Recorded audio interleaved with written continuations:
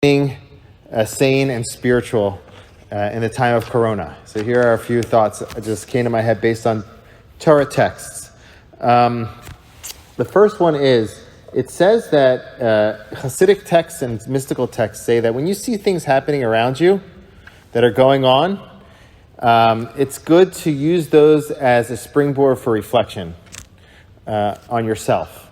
So I'm not saying that you caused the Corona or anything like that, okay? But what I am saying, and the text say, is like we should ask ourselves, why am I being shown this? Like, why am I seeing this? Why is this in my world, in my movie, in my narrative? And I don't know if you can correlate anything that you're doing to anything that's going on around you, but the idea is to like point not only outwards but inwards, and reflect on what might you need to correct or become better in. And it's an opportunity to do that. So a lot of texts talk about it. Maimonides talks about it in the Laws of Ta'anit, and all over the place. Like taking your outside realities, using them for reflection on your insides. That's like something to think about now. Another thing is, another model is Noah's Ark. So Noah's Ark, there was a lot going on all around them, and they isolated themselves in an ark for a certain amount of time. And that experience of the ark, on one hand, protected them, but it also built the generation.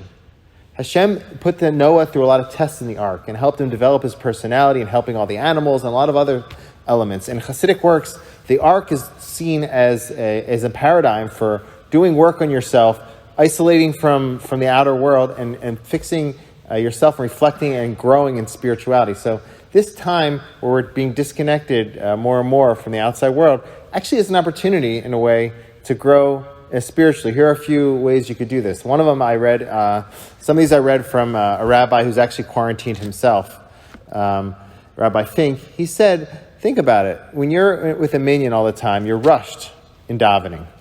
Now, he was speaking from his own experience. Now if it gets to a situation where you're not able to come to a minyan, you're at home, you're davening b'yechidus, you have more time now. Maybe you're not at work if it gets to that point. You have time to focus and put a little more emphasis and energy into your intention during your davening. Or it could be that there's a certain book that you don't usually get around to reading, ideally a Torah book, but it could be whatever. And you have a little bit more time to do that. Do it. Use this time in a good way for growth, like Noah did in the ark. And one last thing, there's an interesting source in Rav Kook where he talks about how you develop your faith. This is about precautions. So how you develop your faith in God. So Rav Kook says that we have to believe in God like we never ever researched if God exists. And we have to research if God exists like we never believed that God, like we never even believed ever. Meaning, on one hand, you have to have full faith. On the other hand, you have to still do what you have to do to develop your emunah, your bitachon, and strengthen your faith through your intellect. The idea is like, on one hand, you have to take precautions, do what the doctors say, and follow through with those orders, and be careful. On the other hand, it's important that doesn't diminish our faith and our positive energy and our inner strength. Because sometimes that happens where these two, they're at battle with each other. You have a lot of faith, and you'll start becoming lax in what you need to do, or you'll become really careful. You go out and you're that person who got all the toilet paper from Giant this afternoon. You're that person. Say you're that person. You go out and do all these things. After a while, it can influence you. You start to lose. You get lowers your spirits. And you start worrying.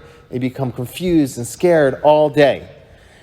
It's good to take all the precautions, but if that leads you to becoming overly afraid and scared all the time, then it's not happening in the right way. So it's important to keep that balance. On one hand, to do what you have to do. On the other hand, to maintain some sort of inner stability and balance. It's very hard to do, but we should do it. I think that source from Rav Kook, who talks about having inner faith on one hand. On the other hand, trying to develop that faith through your intellect, kind of working on both fronts at the same time. It's important. Because I see this like a lot, where people are like approaching me and they're almost at a point of being obsessive.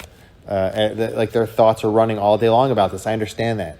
But if it gets to that point, it's important to try to check it and see if you can find that balance once more between the actions and the inner state. So, and the last thing I would just say is that a lot of times when all this is happening, we're focusing on what the doctors are saying, focusing on what the media is saying, or focusing on what we're saying. But in the end, it's also important to remember that Hashem does exist. Hashem exists, and Hashem has a plan also. I don't know what that is at all. But Hashem, we have to believe that. Hashem exists. Hashem is here. Hashem is here. And to remember that Hashem is here, Hashem exists, Hashem is part of this. And keep that in mind, especially after Passover, after Purim, and heading into Passover. Those are the themes of the two holidays, that Hashem was in all those situations. So those are some things to think about. May Hashem send refuah shleima to all the people who are hurt and protect everybody who needs protection. And may we see a lot of blessing and see positive things going forward. All right, a moment recite Rabbi's Kaddish can be found on page